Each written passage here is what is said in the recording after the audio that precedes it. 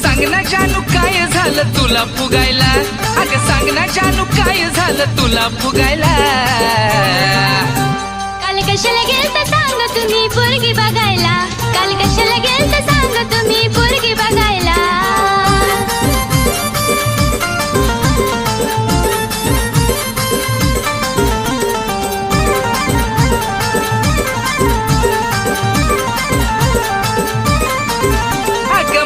प्रेम फक्त तुझ्यावरती खरं हाय, पण घरच्यांचा शब्द मी मोडू शकत नाही.